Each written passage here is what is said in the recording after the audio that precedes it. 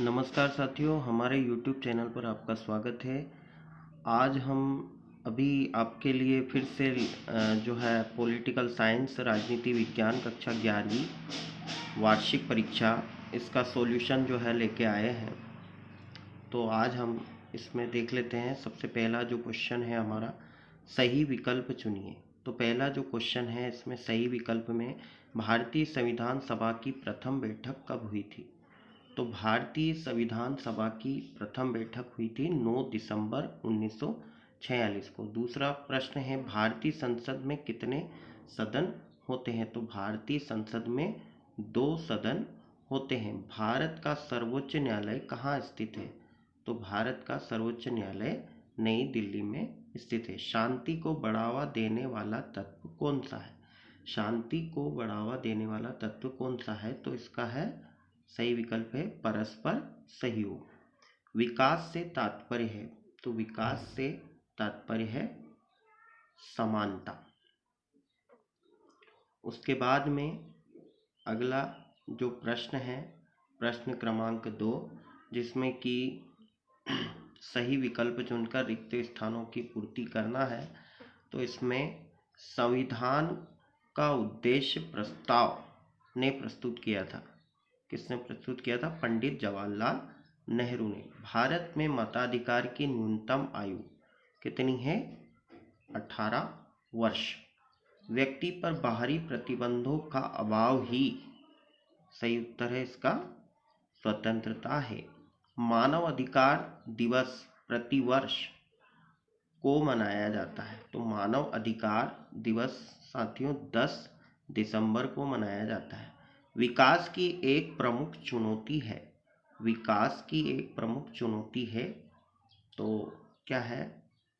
पर्यावरण ह्रास। इसका उत्तर है पर्यावरण ह्रास।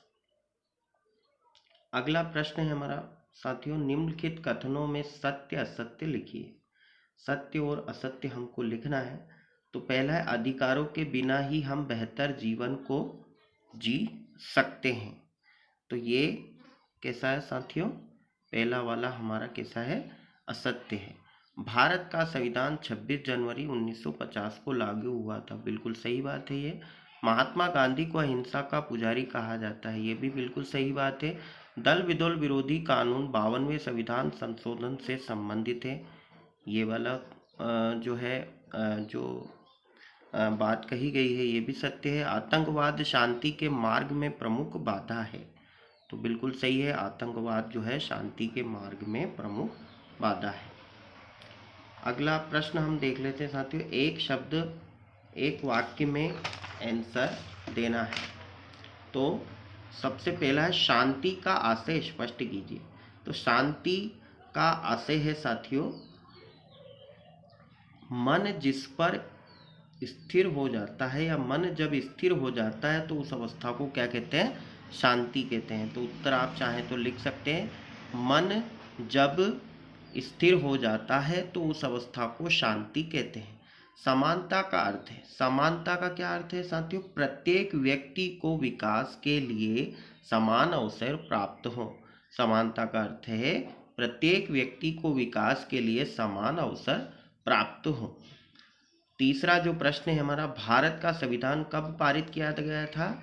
तो साथियों भारत का संविधान कब पारित किया गया था? 26 जनवरी 1950 को, है ना। जो हमारा तीसरा जो प्रश्न है 26 जनवरी 1950 को पारित किया गया था। उसके बाद में अगला जो प्रश्न है, UNDP का पूरा नाम लिखिए। तो UNDP का पूरा नाम क्या है साथियों? United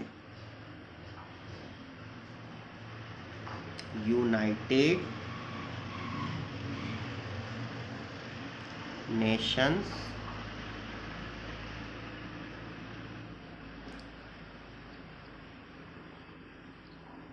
development Programme.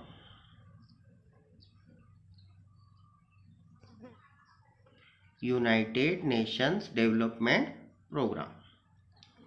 मनुष्य की बुनियादी आवश्यकताएं कौन कौन सी है? तो मनुष्य की बुनियादी आवश्यकताएं हैं साथियों, रोटी, कपड़ा और मकान, है ना। और इसमें स्वास्थ्य भी चाहे तो हम लिख सकते हैं। ये हमारी बुनियादी सुविधाएं हैं। अगला प्रश्न है हमारा, सही जोड़ी मिलाइए।